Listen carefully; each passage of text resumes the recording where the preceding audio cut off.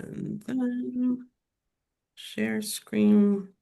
So we start Chabakuk today. I'm curious how many people have heard of Chabakuk. If this is a name like on anyone's radar. Has anyone ever met anyone named Chabakuk? Okay, because as I mentioned in, I think it was the email, I have a theory. It's a great book and it's very based on the content, it's very surprising how relatively absent it is from our just general discourse. Um, and we'll talk about why, but we have to see all the chapters for that. And it leads me to suspect that perhaps it didn't get as much attention as it would have, is just because the name is really clunky. And you don't see, I mean, I don't hear people named Habakkuk. Um, I don't know why, other than it's just, I mean, when I said Habakkuk to my students, they're all like, excuse me? Um, so yeah. So I was just curious if anyone has encountered any Habakkuk's or anything like that. That's why I was asking. Are there Okay. any famous rabbis or anyone named Chabakuk? None comes to mind, and I don't get it. It doesn't, I mean, it really doesn't make sense to me based on the book itself. Yeah. So I don't know. All right, fine. So we'll have that in mind as we go through it. Habakkuk, like so many of the books, well, first of all, we don't know where his name comes from. There is a theory that it comes from the word chabak, right, which means, excuse me, to embrace, to hug. Um, but there's also suggest that it's to wrestle or something like that. So, there's different theories about that. Let's see. And then in terms of when you can date it too, he addresses the upcoming downfall of the Assyrian Empire, which leads scholars to think that it's got to be after around 630, which is when the Assyrians start to experience the downfall at the same time that the Babylonians, who are also the Chaldeans that will become relevant, are starting to rise, right? And will ultimately replace the Assyrians. So yeah, so here Beasley, he says the most likely date for Habakkuk's prophecy is Yehoiakim, the king Yehoiakim's reign, but some people say it was earlier, it was during Menashe or Josiah's early years. So I'm sure you have your own notes on when we think it was, but it seems to be sometime around there. So if anyone has your own, I don't know if you guys have introductory comments in your books, but just jump in with whatever you have. I have something about the name, and Great.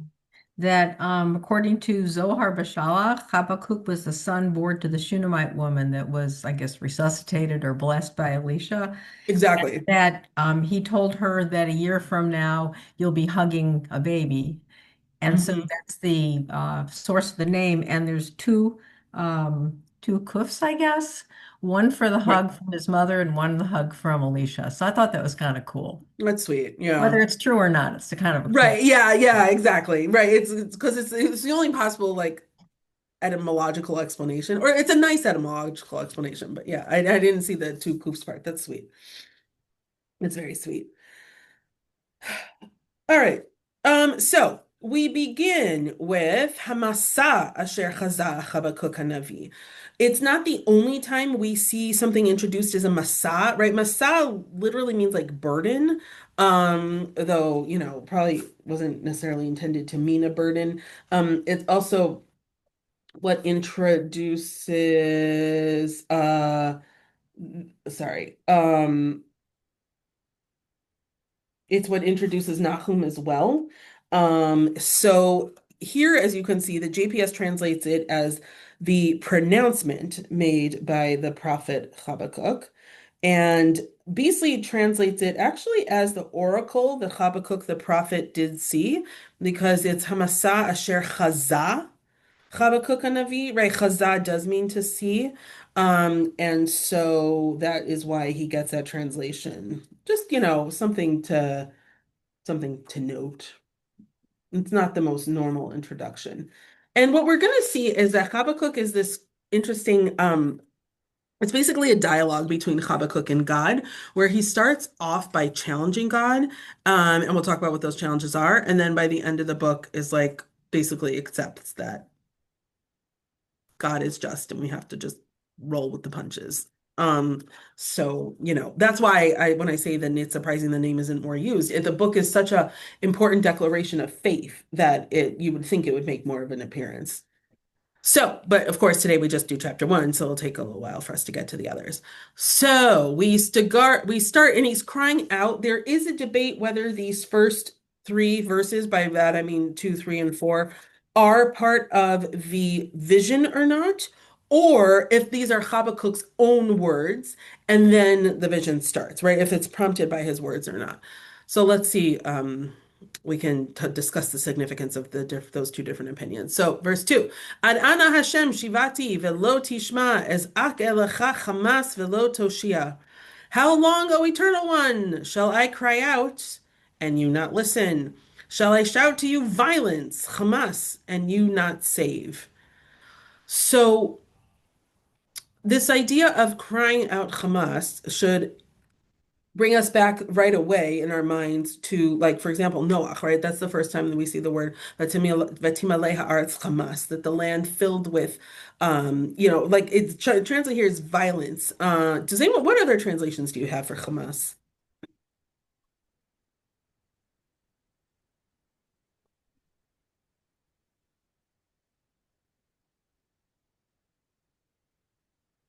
Yeah, he has violence. Beasley has violence also.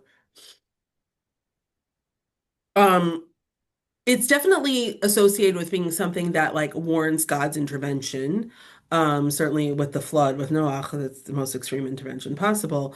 And so now Habakkuk's like, how long am I going to keep crying out to you that all these bad things are happening, right? That the world is bad. God should be responding to people crying out, saying Hamas and save us, right? And so then Habakkuk continues in 3, Lama tar'eni aven ve'amal tabit ve'shod ve'chamas l'negdi ve'hi riv umadon yisa. Pardon me. Why do you make me see iniquity? Why do you look upon wrong? Raiding and violence are before me. Strife continues and contention goes on. So let's just do 4 also. Al kain tafug Torah velo yetze lanetzach mishpat ki rasha machtir et hatzadik al kain yetze mishpat meukal. That is why decision fails and justice never emerges. For villains hedge in those whose cause is just, therefore judgment emerges deformed. It's a little clumsy. Beasley's translation is therefore Torah has become impotent and justice does not go out forever. For wicked surround the righteous, therefore justice emerges perverted. So what does the word tafug mean? Um, These are interpretive explanations or yeah. interpretive translations. I don't know it's not a word I'm familiar with. Good. Let me see real fast and see if he says anything about that.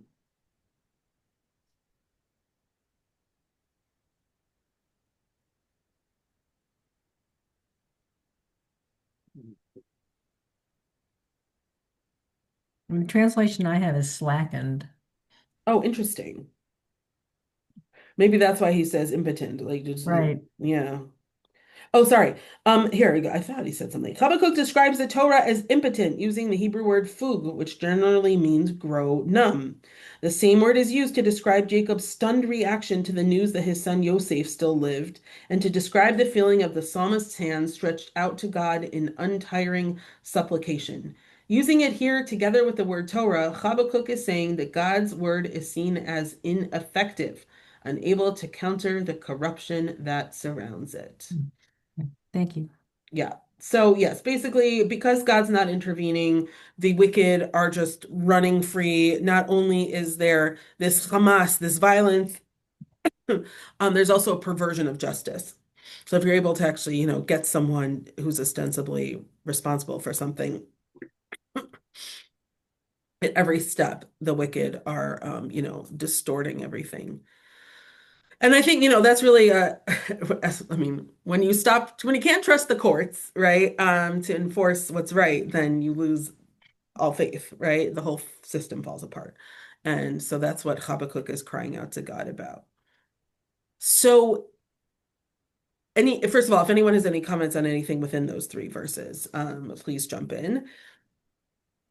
And now in 5, we begin God's response, right? So going back to the question of is 2, 3, and 4, is part of Habakkuk's prophecy him saying, here, I said these things to God, right?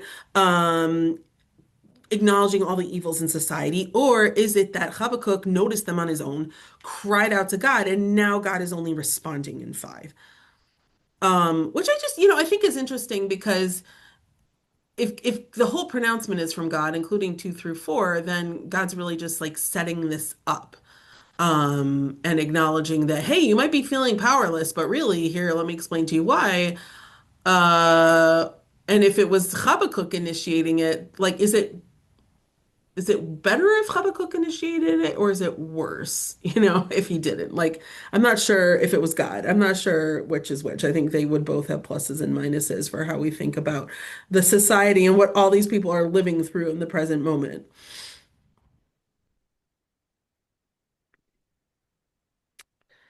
Uh, so let's, instead of like having to answer that now, unless someone wants to jump in, we could just have that in mind. So let's see what God now responds. I love this. Re'u vagoyim vehabitu v'tamhu tmahu ki pa. Oh, so my screen is fuzzy. Ki fo'al po'el b'meichem lo ta'aminu ki yesupar. Look among the nations, says God. Observe well and be utterly astounded, for a work is being wrought in your days that you would not believe if it were told. Right? So look around. You're going to be amazed if you actually see what's happening because nothing like this has ever happened before, right? And you wouldn't believe it if someone told it to you it was true. Great. That sounds good if you're Habakkuk crying out to God in a moment of desperation, right? What does God say? What's going to happen? Ki hineni mekim et hakastim hagoy hamar v'hanimhar haholech lemerchavei eretz lareshet mishkanot lo lo. For lo, I'm raising up the Chaldeans, remember that's the Babylonians, that fierce, impetuous nation who cross the earth's wide spaces to seize homes not their own. Right? So, what is this like? Just wait and see, says God. I'm hearing you. I am gonna raise up this crazy strong nation who, are walk across the lengths of the earth and take homes that aren't theirs, right? And so, of course, what is it that we're crying out to God about initially? Well, the kings themselves are corrupt, right? So the societies are corrupt, but also the Assyrians are everywhere, and we've said so many times, Assyrians are just this really, really cruel conquerors, very, very violent. And so now God is like, don't worry, someone worse is coming basically. And then and I'm the whole time, I'm just assuming you're going to jump in if you have something. God continues, Ayom venorahu mimenu mishpato useito yetse. They are terrible, dreadful. They make their own laws and rules. So v'kalu min merim susa v'chadu miz'eve orev ufashu parashav ufarashav merachok yavo'u ya'ufu kenesher chash le'echol. Their horses are swifter than leopards, fleeter than wolves of the steppe. Their steeds gallop. Their steeds come flying from afar like vultures rushing towards food. Right? So, yes, this is like mythical proportions. Um, Kulo lechamas yavo megamat pneihem kadima v'yasof kachol shevi. They all come bent on rapine. I don't know how to pronounce that. The thrust of their van is forward, and they amass captives like sand.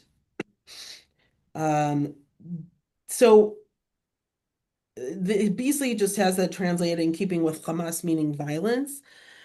He says they come, all of them, for violence. Their faces are set eagerly to the east wind, and they gather captives as the sand. Vehu b'mlachim yitkalas, v'roznim yischak lo, hu l'chol mivtzar yischak ve'yitzpor afar v'yilkada. Kings they hold in derision, and princes are a joke to them. They laugh at every fortress, and they pile up earth to capture it. So, I think, first of all, it's interesting that Habakkuk's initial problem is you're trying, the land is filled with violence, and also we're trying to have justice, and they're perverting that system. And here it's like saying, don't worry, I'm going to bring this people that's even worse. And one of the ways that they're worse is they laugh at structural powers, right? They treat kings and princes like a joke. There are no rules with them. So I just think it's like kind of funny to think how this is supposed to be a comfort to or a response to Habakkuk's allegation that, hey, we're all really suffering and there's no justice, and God, where are you at? That this is the response. Um, Az chalaf ruach ve'avor ve'ashem zu kocho le'eloho. Then they pass on like the wind, they transgress and incur guilt, for they ascribe their might to their God. Beasley says, then their spirit does pass over and transgress, they become guilty, even they who impute their might unto their God. So this, what is God promising us here?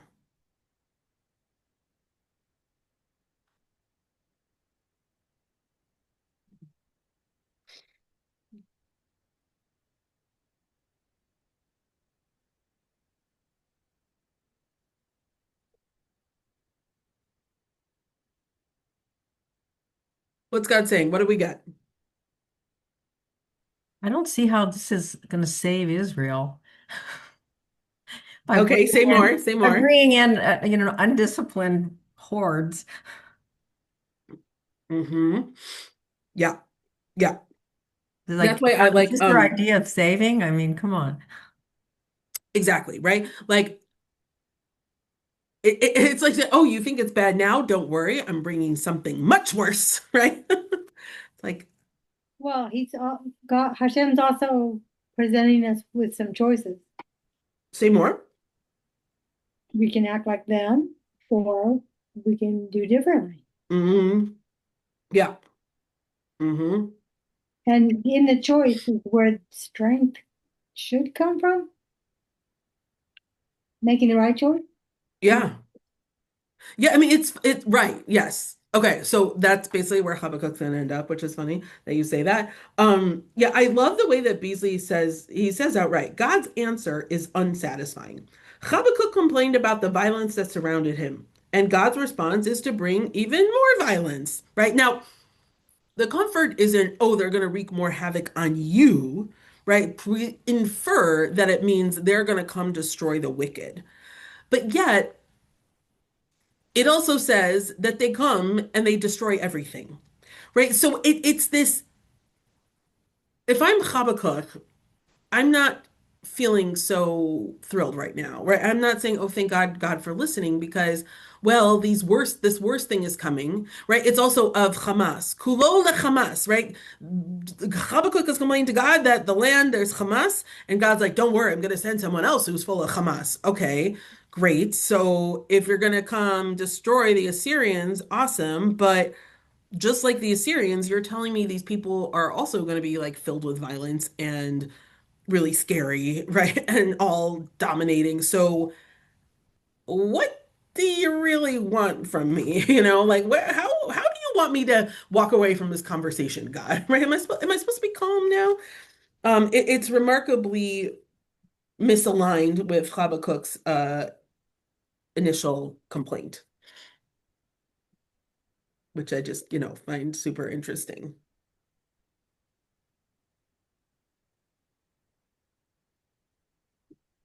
Okay. So what we right, so 17. All right. So what we do now is now Habakkuk responds. So how does Habakkuk deal with this? Halo ata mikedem Hashem Elokai kedoshi lo namut Hashem lemishpat samto v'tzur lechochiach yesadeto. You, O Eternal One, are from everlasting. My holy God, you never die. O Eternal One, you have made them a subject of contention. O Rock, you have made them a cause for complaint. Uh, okay, yeah, Beasley's translation isn't that different. Um, so he notes here that the prophet begins a second dialogue with a rhetorical question. Let's just do the next one also because it continues into the next pasuk.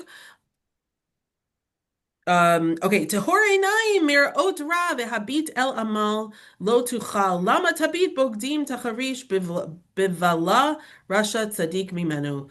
You whose eyes are too pure to look upon evil, who cannot countenance wrongdoing, why do you countenance treachery and stand by idle, while the one in the wrong devours the one in the right? So here's how Beasley says. He says that Habakkuk is responding with a rhetorical question that includes 6 statements. And as he says, in isolation, those 6 statements would be considered standard declarations of faith. But here they're uttered only to be called into question. Right? So the way he divides it up is as follows. Are you not from everlasting, O Lord my God? My Holy One, we shall not die. O Lord, you have ordained the Babylonians for judgment. And you, O Rock, have established them for correction. You that are of eyes too pure to behold evil, and 6, that cannot look on immorality.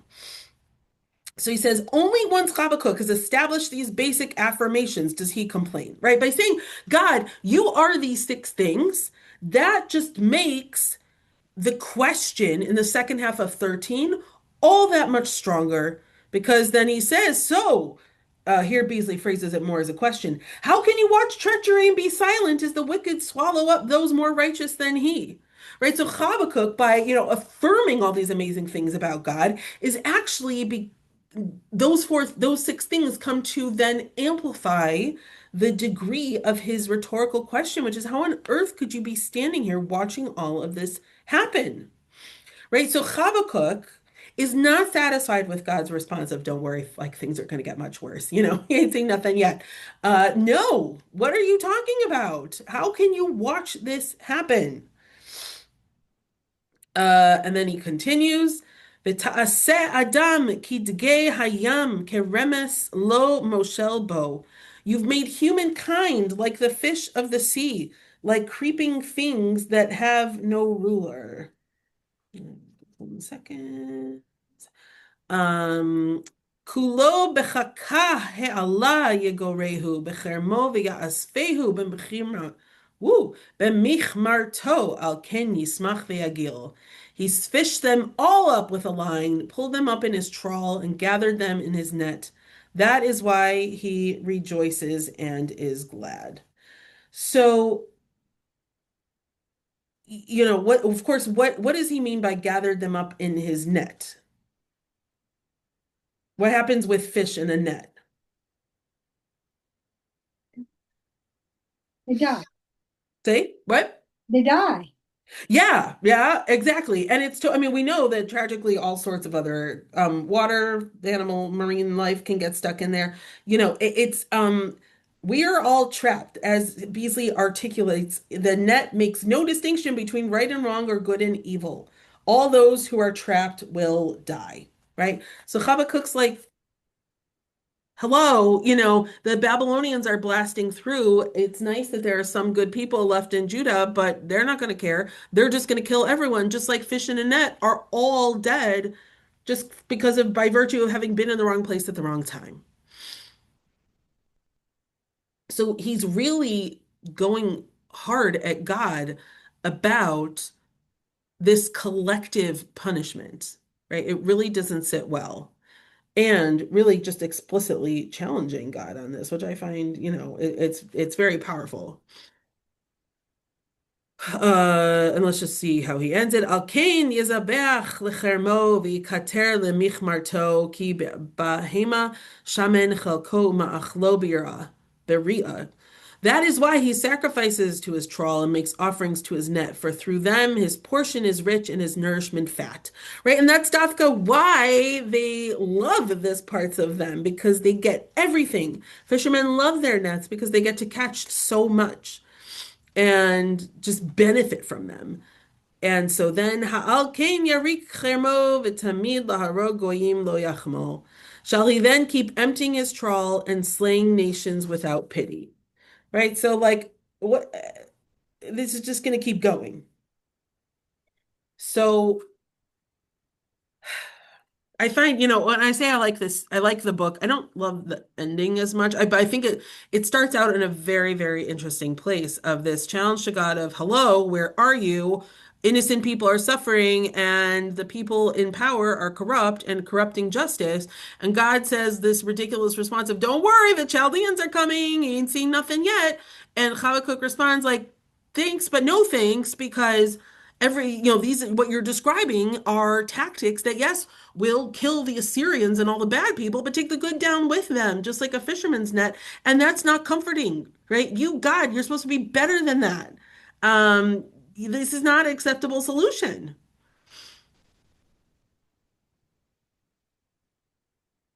And that's that first chapter. Yeah.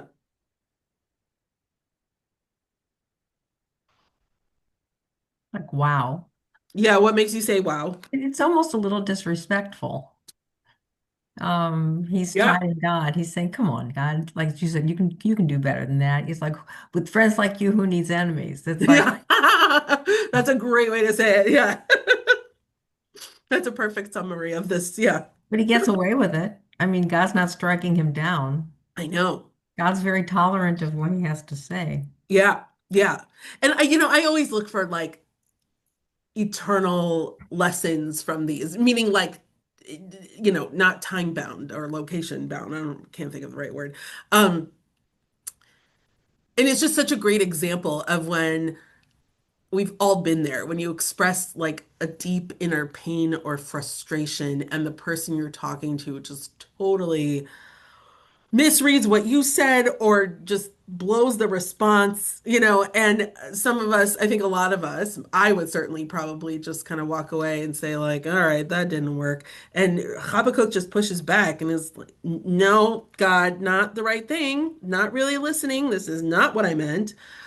And also like your tactic doesn't work. Your tactic is just as bad as the Assyrians. Right? This is not what we want. We don't want to just amplify the same thing that's happening. We want a fundamental reworking of the state of the world, and that's not what you're giving us. I think that's the point, that Okay. Hashem can only give us the strength to change the world. Okay. So by sort of, how kids shine the mirror at us, Hmm. we don't like what we see Right. or hear Hmm. coming out of our mouths or whatever.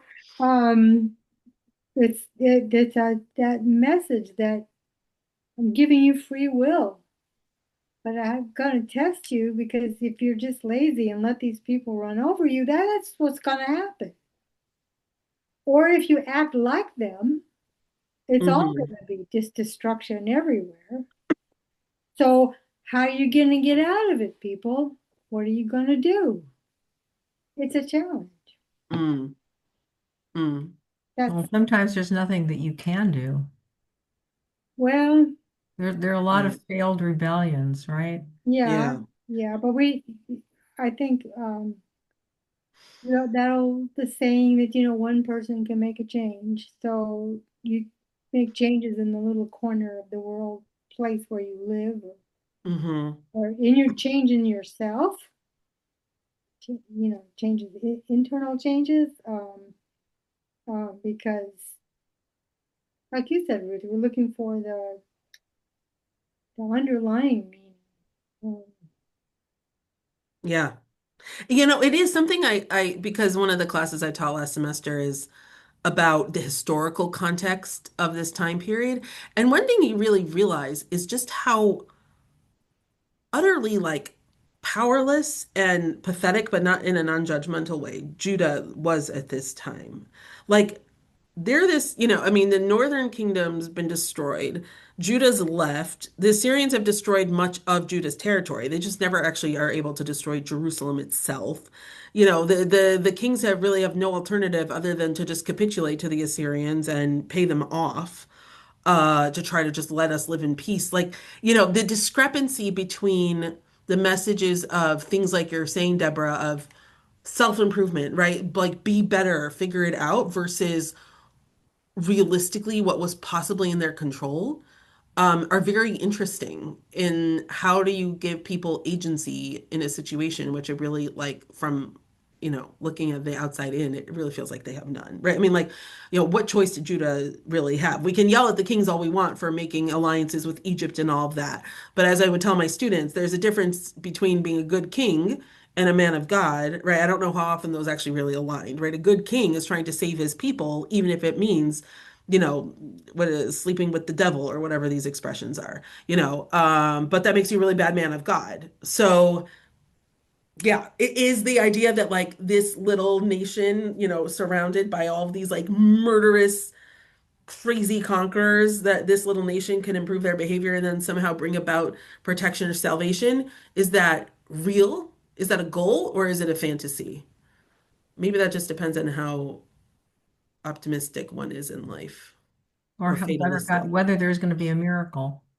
Right, right, right, The strong into the weak, and the many, conquerors, the few conquering the many. Like, these are not the Maccabees. right. I mean, and that's kind of what Oh, Isaiah says to Achaz, right? When he's debating what to do about the Assyrians, and Isaiah's like, just listen to God, just have faith, as long as you don't go ally with those Egyptians now, just have faith. And of course, Achaz eventually allies with the Egyptians because, like, what's he supposed to do? I don't know. How would you feel if, I mean, obviously our government's already in a state of crisis, but if our president one day was like, you know what? Those Russian warplanes are heading over here, but we're just going to have faith. You would say, no, thank you, right? Like, please do something to actually protect us. Yeah, I think it's a tough one. historically, it's hard to know. I mean, there are times when people capitulate and it ends up not being the best thing they could have done. Yeah, yeah, And I there think are it's a times really when hard people question. rebel and it's not the best thing they could have done, like i.e. Bar Kokhba, right? It just Hmm. blows up in your face. So it's Yep. really hard to know which Yeah. path. Yeah. Once Bar Kokhba blows up, you get 2,000 years of Jews saying, yep, stay out of everything. Keep your head down. Don't make any trouble. Just someone's gonna let you be a Jew, and you just will like ignore, just yeah, stay in your lane. So yeah, I don't know. I don't know what the answer is with all of this. Well, we'll see. Chabakuk feels like he has the answer by the end of it, so we'll see what he has to say. But it takes a couple more chapters to get there. Yeah. So I would say that what I would ask is if everyone can spend the next week just mulling about, and if you happen to notice the name Chabakuk anywhere ever come up, I'm not saying anyone has to like actively search, but if you're just hear anyone with it ever. There are lots of biblical names in Africa. I don't think I ever met an Uber driver or anything like that who was named Chabakuk. And I met people with lots of other very, very biblical names. So I'm super I curious. think it has a euphonic problem. Say, what does that mean? Habakkuk. Right. What's a kid gonna do with that? Exactly. Right. And I don't think that's unique to English, right? I think it's a No, it's not. You clumsy. know, the word for Korean person is hanguk, Oh, yeah. and that's where gook comes from. Hmm. So it took me, we lived in Korea for 3 years. It took me 2 years to be able to say hanguk out loud. Huh. That's so I interesting. just couldn't because it's Yeah. my brain associated with such a horrible epithet. It just didn't, can't say it. Yeah. That's really interesting.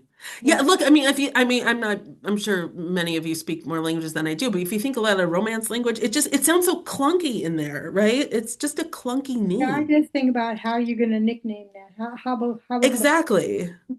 so I wouldn't do that to a child. Right. Yeah. So that's why I want to know, like, is this the reason like, no one names their kids Chavakuk? Is it just because it's, I don't want to say ugly, it's hard to say, right? The name of a gnome in fiction or something. Right. Yeah. I mean, yeah, exactly. Maybe I'll try to remember to poke around also and see if we can find I any mean, any record of the name if used I anywhere. really wanted to do it because I really like this prophet, I would make it a Middle Hebrew name. Back in the Yeah. day when we did English and Hebrew names, which is not so much, Hmm. but I would sort of couch it and I would hide it, and it's just too easy for a child to be made fun of because of I it. know. Right. Yeah. It's the sound in English. So that's right. In Africa, it might have a I wonder. different language. Swahili has some really wacky words in the best way possible. Um, so Okay. maybe, yeah, I wonder. All right, we'll try to look at, I'll tell you know what, Yoni's going to Mozambique next week, which granted is Portuguese speaking, but I'll ask him if he's ever encountered a Come Chabakuk stand in the there. airport and go, Habakkuk! Right. That's right. Ah, just go to the Yeah. town market. That's a great idea. I love that. All right. Well, this was lovely, everyone. Have a great week. I'll see you next week. Thanks, Ruth. English. Bye.